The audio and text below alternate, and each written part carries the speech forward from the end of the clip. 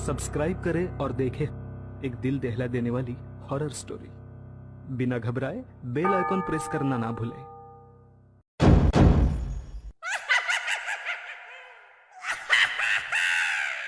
पूरा दिन बीत गया था, लेकिन अद्विक का कोई फोन नहीं आया था।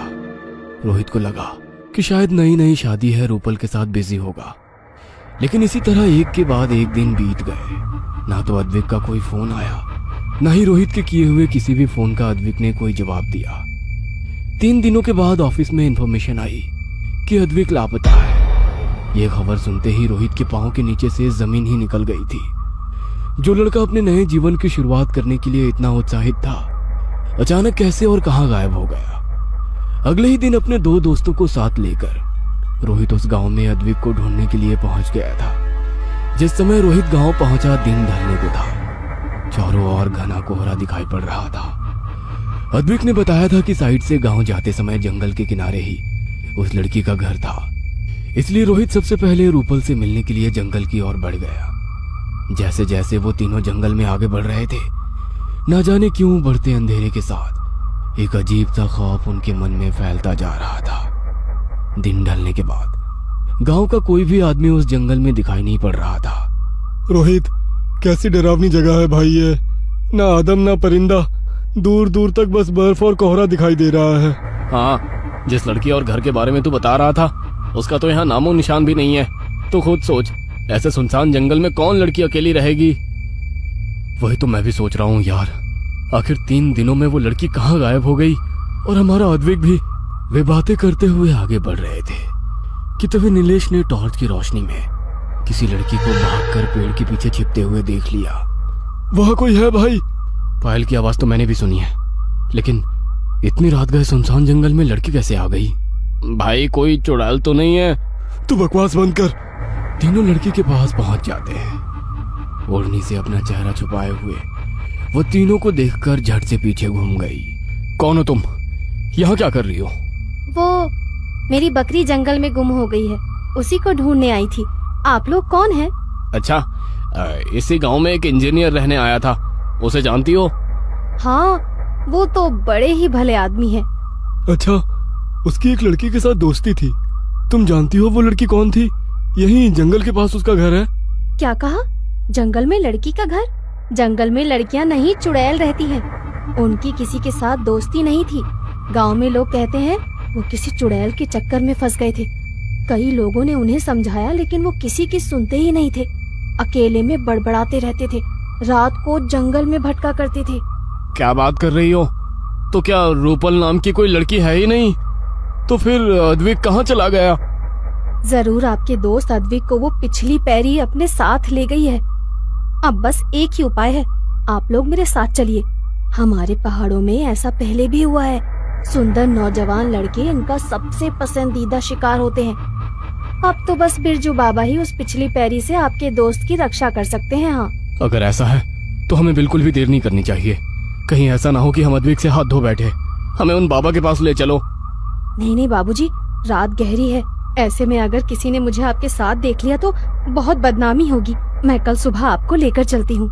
रोहित ने महसूस किया कि बात करते हुए वो लड़की बार बार आंचल से अपना चेहरा ढक रही है और डर कर इधर उधर देख रही है। देखो, घबराओ मत, हम लोग अच्छे लोग हैं, मुसीबत के मारे हैं। शायद तुम्हारी मदद से किसी की जान बच सकती है। हमें अभी उन बाबा के पास ले चलो। रोहित की बात सुनकर लड़की कुछ पल के लिए रुकी, इधर उधर देखा और फिर इशारे से उन तीनों को घने जंगल की ओर आने को कहने लगी। अपनी पायल और काली चूड़ियों को छम छम करती वो आगे आगे चलने लगी। वे तीनों भी उसके पीछे पीछे चल रहे थे। कुछ दूर जाने के बाद उन्हें सामने एक घर दिखाई दिया। पहले लड़की ने उस घर में प्रवेश किया। उसके बाद एक एक करके रोहित, नीलेश और सुंदर भी अंदर आ गए।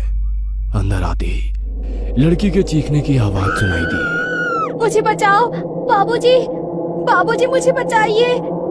इससे पहले कि वे तीनों कुछ समझ पाते, तेज आवाज के साथ दरवाजा बंद हो गया। गहरी काली रात में सुनसान जंगल के बीचों बीच बने इस घर में उनकी सांसों के अलावा कोई आवाज सुनाई नहीं दे रही थी। बाहर से भेड़ियों और सियारों के रोने की आवाज सुनकर उनकी आत्मा भय से कांप रही थी। रोहित ने टॉर्च से कमरे में रोशनी की और वे धीरे धीरे उस घर में आगे बढ़ने लगे। ये देखो, ये अद्विक का मोबाइल है ना? इसका मतलब अद्विक यहाँ आया था। लेकिन वो लड़की कहाँ गई? वे तीनों सोच ही रहे थे कि अचानक सुंदर की नजर जमीन पर बेहोश पड़े अद्विक पर पड़ी। ये रहा अद्विक, यहाँ तो हर तरफ खून फैला हुआ है। ओ गॉड, इसे हुआ क्या? श्श्श, अंदर से किसी के गुनगुनाने की आवाज आ रही है। ऐसा लग रहा है कोई मंत्र पढ़ रहा हो। टॉर्च ऑन करके तीनों अंदर के कमरे में पहुंचते हैं। वह फर्श पर खून से पैरों के उल्टे निशान बने हुए थे और सामने एक भयानक शक्ल वाली चुड़ैल बैठी कोई मंत्र पढ़ रही थी। उन तीनों को देख वो उठ खड़ी हुई और जोर जोर से हंसने लगी। पहनावे से पता चल रहा था कि ये वही लड़की है जो उन्हें यहाँ लेकर आई थी। उसके लंबे बाल उसके चेहरे को पूरी तरह से ढके हुए थे।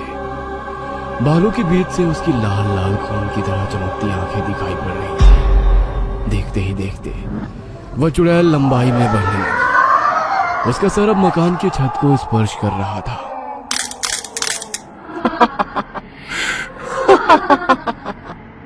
कभी उल्टे पैर देखे हैं? मरने से पहले देख लो कि कैसी होती है पिछली पैरी। बड़े बेवकूफ होते हो तुम शहर वाले। जरा सी सुंदर लड़की देखी नहीं कि आ गए उसके बहकावे में।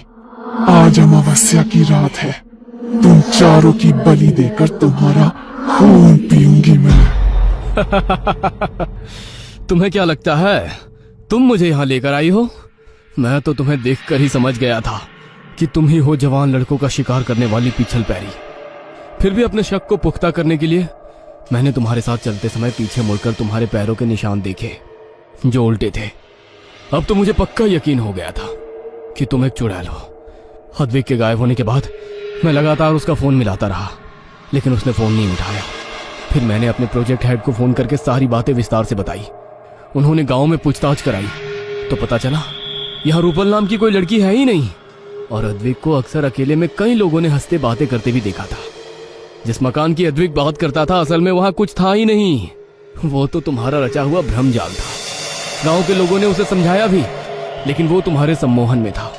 उसे रूपल के अलावा कुछ दिखाई नहीं दे रहा था।